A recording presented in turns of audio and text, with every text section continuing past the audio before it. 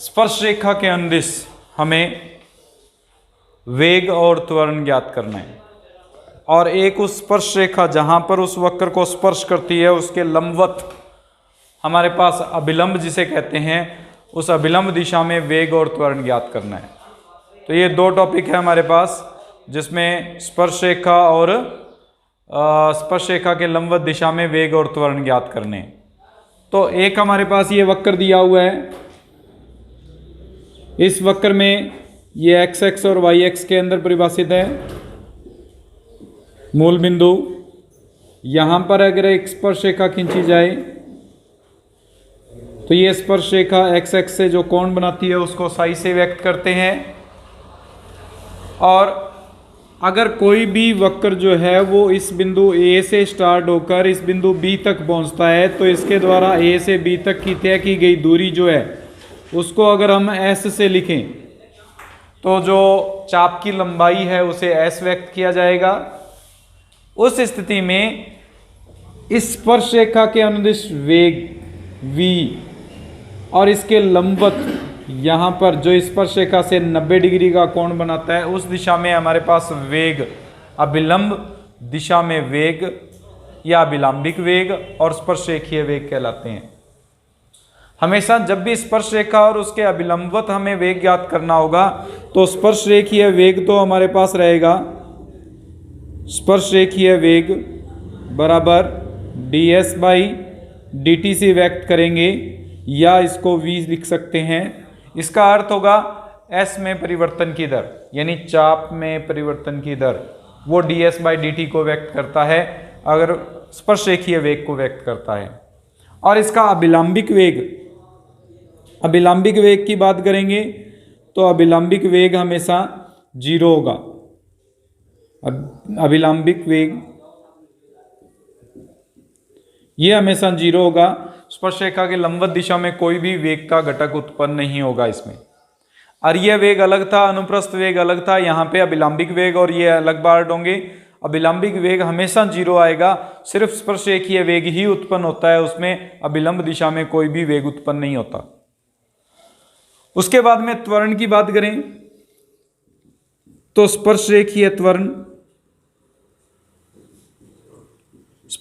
त्वरण का मतलब है स्पर्श रेखा के अनुदिश त्वरण का घटक होगा, और स्पर्श रेखा के अनुदिश अगर त्वरण का घटक निकालें तो ये d2s बाई dt स्क्वायर या vdv बाई ds से व्यक्त किया जाएगा, या फिर इसको dv बाई dt भी लिख सकते हैं, वेग में परिवर्तन की दर। और अभिलंबिक त्वरण की बात करें तो ये v स्क्वायर अपॉन रो के इक्वल होगा। रो वक्रता त्रिज्या, इसका मान ज्ञात करने के लिए सूत्र था ds अपॉन डी साई, या फिर इसका एक और सूत्र था अंडर रूट ऑफ, इसमें ये था 1 plus dy by D X का होल स्क्वायर पावर 3/2 बटे d2s by d2y by D X square. ये दो सूत्र थे रो का मान ज्ञात करने के लिए, वक्रता त्रिज्या का मान ज्ञात करने के लिए। वक्रता त्रिज्या किसी भी वक्र के स्पर्श बिंदु पर खींचा गया वृत्त, उसके केंद्र से उसकी जो त्रिज्या बनती है उसे हम वक्रता त्रिज्या कहते हैं। ये हम कर चुके हैं पहले भी वक्रता त्रिज्या के बारे में, कि किसी भी वक्र के स्पर्श बिंदु पर अगर एक वृत्त बनाते हैं तो उसकी त्रिज्या जो होगी वो वक्रता त्रिज्या कहलाती है, और उसका केंद्र जो होता है वो वक्रता केंद्र कहलाता है। वक्रता त्रिज्या ज्ञात करने के लिए रो बराबर ds बाई डी साई या 1 upon rho equals to D psi by ds का उपयोग करते हुए हम इसकी वैल्यू को कैलकुलेट करते हैं। ये हम पार्ट जो है वो इस प्रश्नावली में करेंगे। अगला पार्ट है, इसमें अगर कोई भी बिंदु जो है वो वर्ताकार पथ पर गति करता है, वर्ताकार पथ पर, अब वर्ताकार पथ पर गति करेगा तो ये वृत्त है, यहाँ पे हमारे पास स्पर्श रेखीय वेग उत्पन्न होगा। अगर स्पर्श रेखीय वेग की बात करेंगे तो इस चाप की लंबाई जो है पूरे की, इसको हम s बराबर a थीटा से लिख सकते हैं।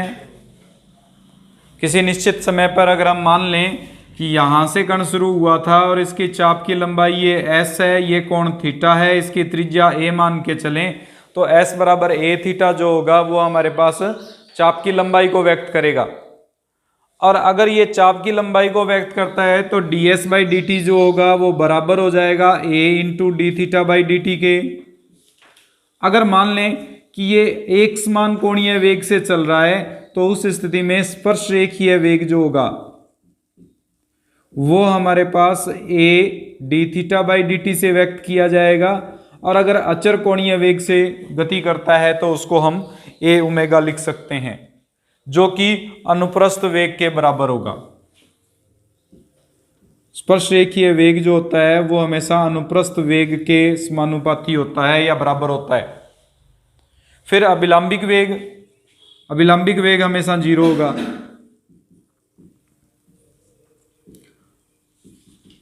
जो कि अरीय वेग होगा, इसमें अरीय वेग को व्यक्त करता है हमेशा। अरीय वेग अनुप्रस्थ वेग दोनों टॉपिक कर चुके हैं हम। फिर स्पर्श रेखीय त्वरण,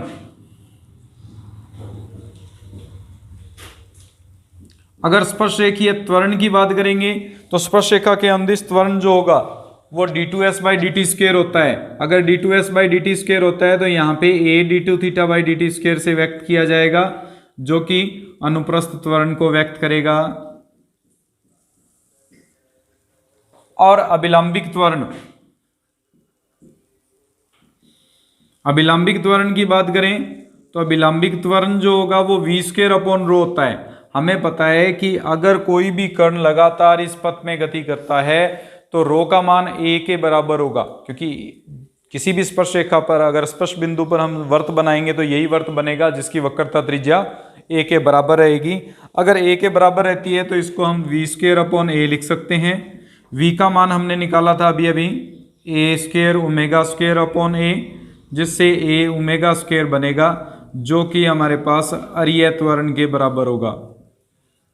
यानी हमारे पास अगर कोई भी कण वृत्ताकार पथ में गति करता है तो उस स्थिति में स्पर्श रेखीय वेग को a D theta by D T या a ओमेगा से, अभिलंबिक वेग को हम 0 जो अरीय वेग को व्यक्त करेगा, स्पर्श रेखीय त्वरण जो है वो a D two theta by D T square जो अनुप्रस्थ त्वरण को व्यक्त करता है, और अभिलंबिक त्वरण जो होगा वो v स्क्वेयर अपॉन a जो कि a ओमेगा स्क्वेयर से व्यक्त किया जाएगा, जो अरीय त्वरण के बराबर होगा।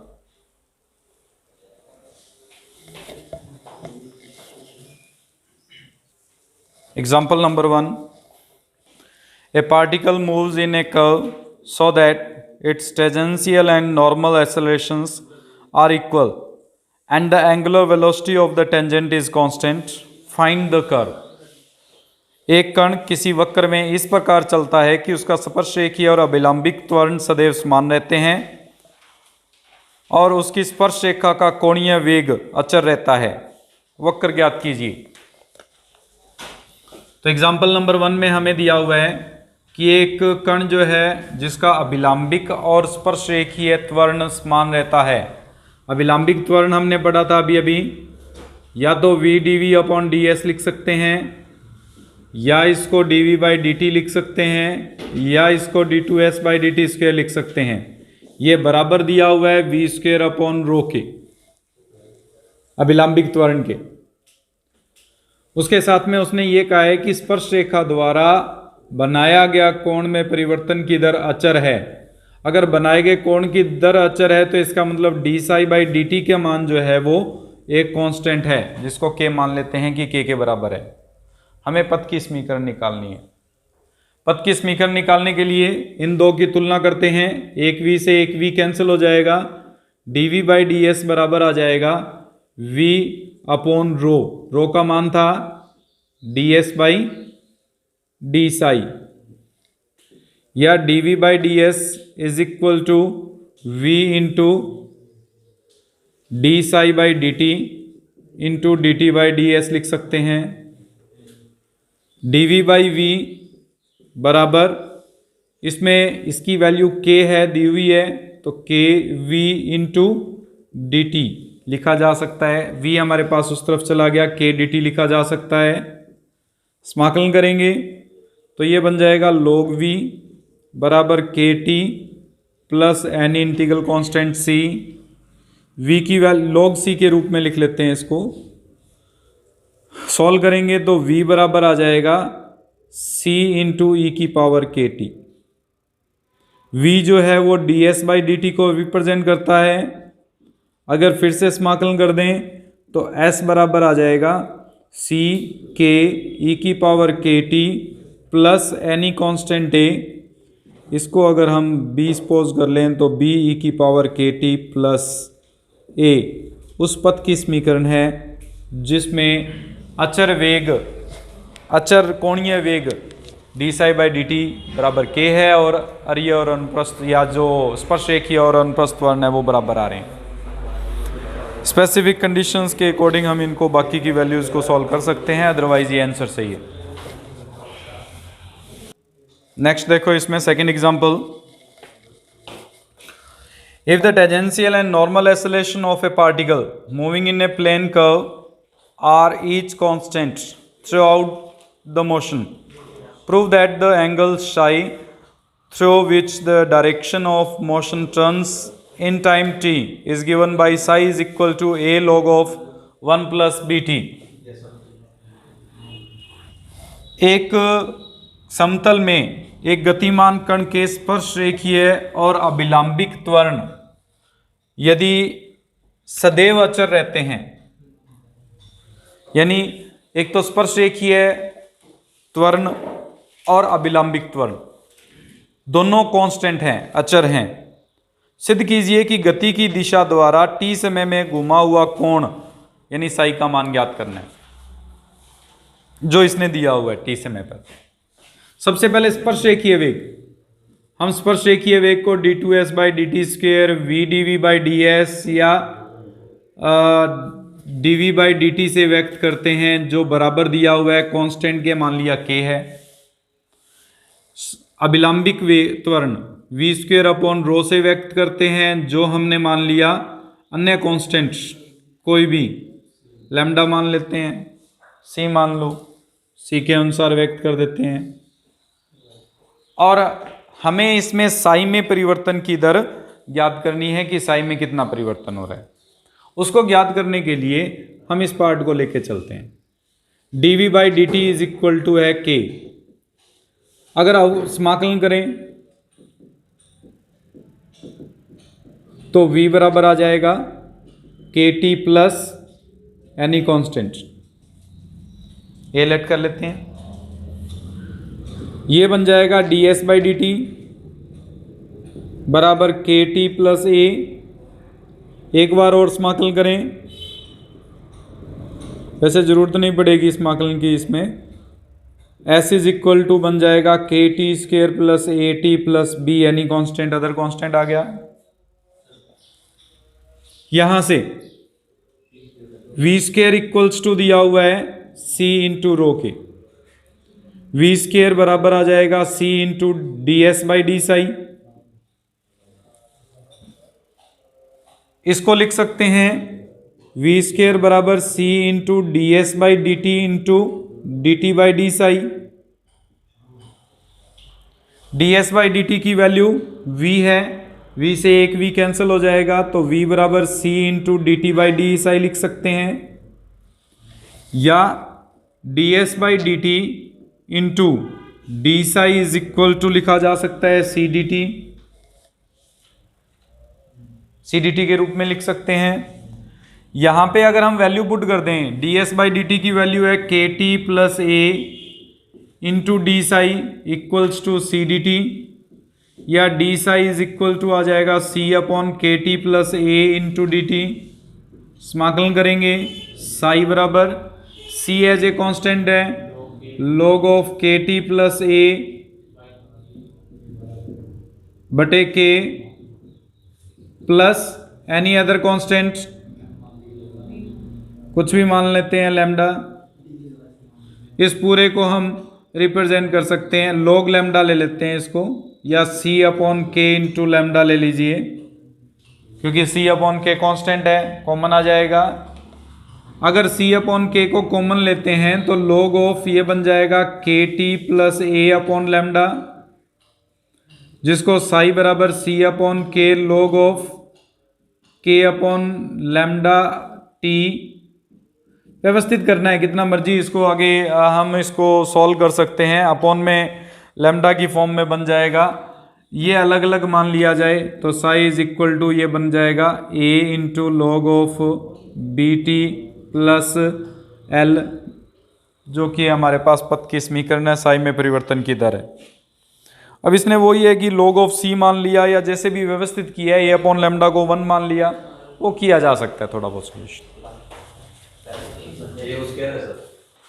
नेक्स्ट दिया हुआ है तीसरा एग्जाम्पल, एक कण वक्र y बराबर a log of sec x upon a में इस प्रकार गमन करता है कि इसकी स्पर्श रेखा एक समान दर से घूमती है। सिद्ध कीजिए कि कण का परिणामी त्वरण और उसकी वक्रता त्रिज्या के वर्ग के समानुपाती होता है। A particle moves in the curve y is equal to a log of sec x upon a in such a way that the tangent to the curve rotates uniformly. Prove that the resultant acceleration of the particle varies as the square of the radius of the curvature. तो इसके अंदर हमें यह दिया हुआ है कि एक वक्र पथ पर कोई बिंदु गति कर रहा है और उस वक्राकार पथ के अंदर जो बिंदु की गति है उस पर स्पर्श रेखा जो है वो अचर वेग से घूम रही है। अगर स्पर्श रेखा अचर दर से घूम रही है या अचर वेग से घूम रही है तो इसका मतलब उसके द्वारा जो एक्स एक्स के साथ बनाया गया कोण है उसमें परिवर्तन जो है वो अचर है। एक्स एक्स के साथ बनाए गए कोण को हम लिखते हैं D psi by D T से। ये हमें कांस्टेंट दिया हुआ है, मान लेते हैं ये कांस्टेंट हमारे पास के इक्वल है जो गिवन है।